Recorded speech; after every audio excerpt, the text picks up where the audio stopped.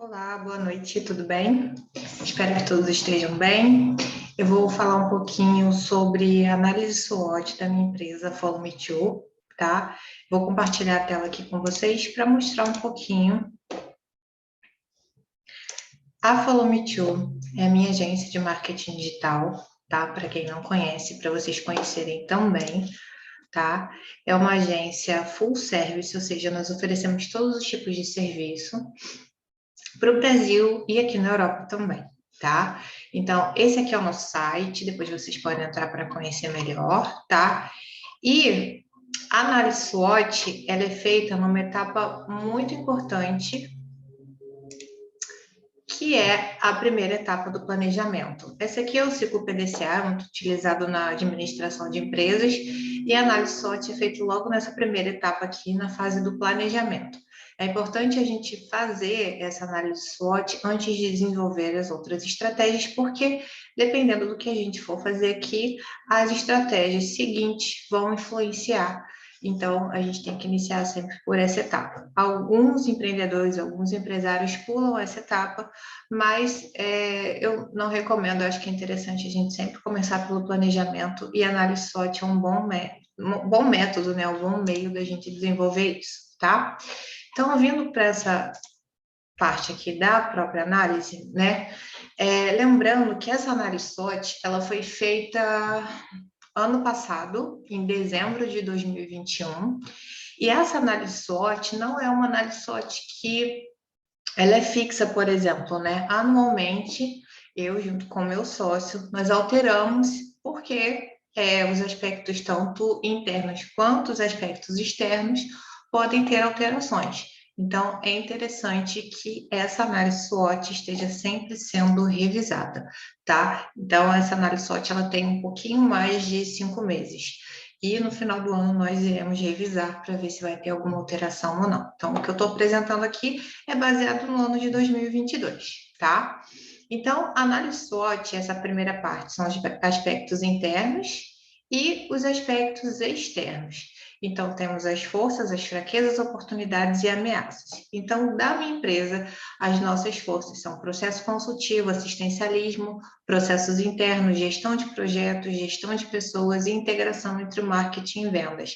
Isso tudo são as forças que nós aqui, dentro dos aspectos internos, dentro da nossa empresa, nós temos. As fraquezas é a falta de engajamento, muitas vezes, que a gente tem do cliente, por parte do cliente, a gente às vezes precisa um pouco mais de interação vindo da parte dele. Falta de comunicação entre a equipe, hoje o nosso trabalho é 100% online, e nós temos hoje mais de 15 colaboradores, então às vezes a comunicação ela pode ficar um pouco perdida, e por conta disso pode prejudicar algum processo, né, e algum projeto. E a falta de proatividade da equipe. Às vezes a gente também precisa que a equipe tenha mais proatividade para desenvolver e fazer certas coisas, e às vezes nós, como gestores, tanto eu quanto o meu sócio, temos que puxar sempre a equipe para que a equipe esteja sendo proativa constantemente. E essa parte aqui de baixo são os aspectos externos, que são as oportunidades e ameaças, né? As oportunidades é networking, parcerias externas, crescimento do marketing digital no Brasil e no mundo, que está crescendo cada vez mais, terceirização dos nossos serviços e valorização do brand. As ameaças, novas concorrências, as barreiras de entrada são muito grandes, ou seja, várias pessoas hoje acham que sabem fazer marketing digital e acaba desvalorizando um pouco o nosso trabalho, porque as pessoas acabam cobrando mais barato. Saída de colaboradores, porque hoje nós temos um time, se um colaborador sai, acaba desfalcando esse time, então é uma ameaça de aspectos externos para a gente. E todo mundo acha que sabe de marketing, como eu falei aqui. Esse aqui é a nossa análise SWOT. E aí, o que eu fiz essa parte de baixo, né? Dentro de cada aspecto, né? Forças, fraquezas, oportunidades e ameaças, eu criei nessa parte aqui de baixo perguntas que facilitam também o processo para o entendimento de uma maneira geral do SWOT. Então, o que que a minha empresa faz bem? Processo consultivo, assistencialista, o processo interno, que é uma coisa que nós iniciamos agora. Então, a gente tem macroprocesso, microprocesso, gestão de projetos, gestão de pessoas, que é super importante também para que a gente mantenha a equipe sempre engajada, para que a gente mantenha a equipe sempre proativa, como eu disse ainda há pouco para vocês. E a integração entre o marketing e vendas, ou seja, o marketing tem a capacidade, né, a tarefa de estar atraindo as pessoas, e vendas faz e fecha esse projeto, né? Ou seja, a função do marketing é gerar o interesse e a função de vendas é fechar o contrato. O nível de engajamento da minha empresa, de 1 a 10, eu diria que é 7. O nível de engajamento dos clientes, eu acho baixo, eu diria 5. A força do meu nome no mercado é muito baixo, né, considerando que existem muitas ofertas. Os meus melhores recursos, que são os processos mapeados em inbound marketing, que é o marketing de conteúdo. Quais são as atividades mais atrativas? Eu acho que é a consultoria estratégica. Hoje nós temos um consultor estratégico para cada projeto, que faz reunião com o cliente, entende as necessidades dele, então eu acho muito interessante. Inclusive, o próprio consultor aqui da empresa pode fazer para os nossos clientes esse trabalho estratégico de planejamento, como análise SWOT. Então, assim como a gente tem dentro aqui da nossa agência da Follow, o consultor estratégico, ele também faz essa estratégia, inclusive análise SWOT também, para os nossos clientes, tá? Essas atividades estão sob seu comando, sim. Qual a maior vantagem que sua empresa tem? São os processos mapeados, integração, e por que seus clientes voltam na sua empresa? Porque a gente tem realmente uma qualidade na entrega e o assistencialismo. Como fraqueza, os funcionários são todos capacitados, sim. Onde, né, eu poderia melhorar? Aí a melhoria contínua, auditoria de processos, gestão de projetos, um acompanhamento mais a fundo para que a gente possa encontrar os gargalos e poder melhorar, para deixar não só a nossa equipe muito bem engajada e satisfeita, como o nosso cliente também muito bem engajado e satisfeito. Existem setores desmotivados, sim. Nós temos alguns colaboradores que, por fatores até externos, não só pela questão da empresa, às vezes estão desmotivados, né? Então, isso a gente também tenta trabalhar frequentemente. Porque o seu possível cliente escolhe a concorrência, na maioria dos casos, por conta do valor mesmo, na verdade, do preço, né? Porque preço e valor são coisas diferentes, então, geralmente, o valor é um valor mais baixo, e porque os clientes não engajam justamente por falta de tempo. Às vezes nós temos dentro de um projeto pessoas que têm uma equipe pequena ou trabalham só como profissionais liberais, e às vezes tem que fazer de um tudo dentro de um negócio, e por conta disso, às vezes acontece uma falta de tempo para se dedicar, tá? Em relação às oportunidades, né? Minha empresa pode aproveitar o modismo que surgiu. Então, nossa persona está na internet, não temos a intenção de abraçar a demanda que ocorrerá por digital sem consciência alguma, ou seja, a gente quer realmente pessoas que tenham um mínimo de consciência digital, que entendam um pouco de marketing digital, tá? Eu vou passar aqui para não ficar muito grande. Então, todas essas perguntas aqui são perguntas que eu faço para entender, baseado nessa parte aqui de cima, tá? Então, essas perguntas aqui são perguntas super interessantes que me ajudam cada vez mais a entender melhor, não só o meu cliente interno, que é o meu colaborador, como o meu cliente externo, que é o meu cliente. E aí, essa parte aqui é super importante, que eu quero passar para vocês, que é a matriz SWOT cruzada. Depois que a gente faz aquela parte de cima, a gente tem que cruzar para fazer uma outra análise. Então, a estratégia ofensiva, a gente vai cruzar forças com oportunidades. A estratégia confrontativa, a gente vai cruzar forças com ameaças. A estratégia de reforço, a gente vai cruzar fraquezas com oportunidades. E a estratégia defensiva, a gente vai cruzar fraquezas com ameaças. Então, cruzando forças com oportunidades, eu tenho aqui o crescimento do nosso negócio, trazendo como diferencial competitivo o processo consultivo e o assistencialismo, orientados ao perfil de cliente ideal. Quando eu cruzo as forças e ameaças, eu tenho o processo consultivo e o assistencialismo podem inibir a perda de clientes. As fraquezas com as oportunidades, quando eu cruzo, eu chego na questão, a gestão de projetos e pessoas ajudam na motivação e na satisfação dos colaboradores e engajamento interno, e isso vai refletir na satisfação de quem é atendido por nós, que é o engajamento externo. E por último, mas não menos importante, quando eu cruzo as fraquezas com as ameaças, eu tenho essa percepção do cliente ao ver que o projeto não está rodando por conta de uma entrega que depende dele, pode gerar uma insatisfação e busca por novos concorrentes. Então, quando a gente cruza isso, a gente tem aqui insights muito legais. É uma espécie mesmo de feedback e, baseado nisso, a gente consegue montar um plano de ação. Então, por isso que é tão importante a gente fazer essa análise SWOT e aquela parte do planejamento do ciclo PDCA também é muito importante.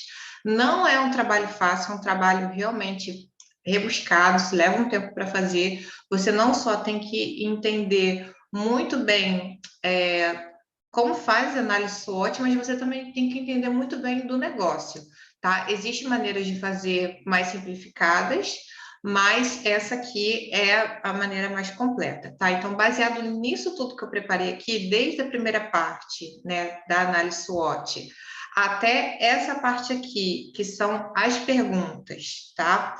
Para essa última etapa aqui, que são o cruzamento de análises, isso tudo me faz chegar nesse outro documento que eu tenho aqui, que é o plano de ação.